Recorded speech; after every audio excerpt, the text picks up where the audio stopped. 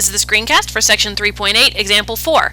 We're going to talk about the derivatives of the other three inverse trig, cofunction identities.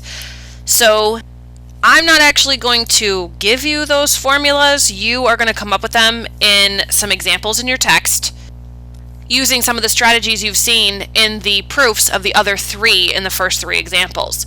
The one thing I do want to point out at this point, though, is that you have some relationships between cosine and sine, cotangent and tangent, cosecant and secant. The one that doesn't work very well, so the inverse secant of x is equal to the inverse cosine of 1 over x. The inverse cosecant of x equals the inverse sine of 1 over x, but that does not hold true for the inverse cotangent.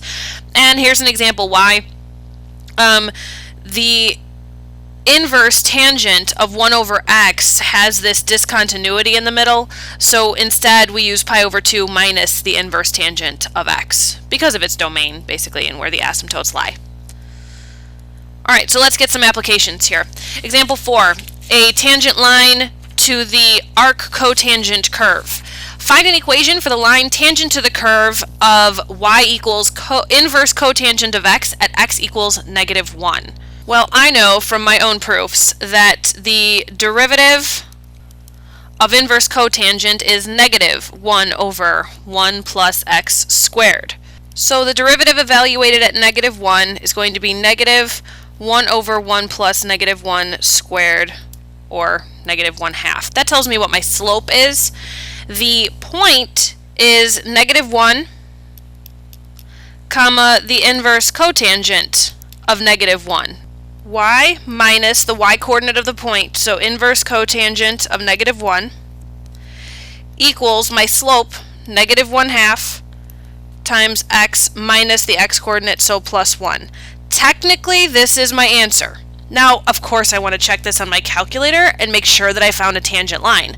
Now, I don't have an inverse cotangent button on my calculator, so I have to use the equivalent expression for inverse cotangent. So I'm going to use y minus, instead, pi over 2 minus the inverse tangent of negative 1. So after the substitution for cotangent, figuring out what inverse tangent of negative 1 was, and then simplifying a little bit, I get a lot easier expression for this line, negative 1/2, parentheses, x plus 1, parentheses, and then plus 3 pi over 4. So that's what I put into y2, and I can see that it does go tangent to the graph at about negative 1. Now try problem number 23, says find an equation for the tangent to the graph of y at the indicated point. Well, I know that because I have gone through the proof of what the derivative of the inverse secant of x is, I know that the derivative of inverse secant is 1 over the absolute value of x times the square root of x squared minus 1.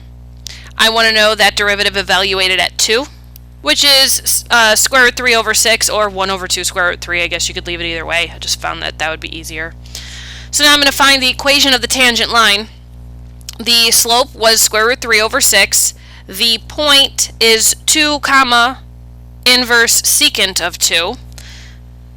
So I will do y minus the y-coordinate inverse secant of 2 equals the slope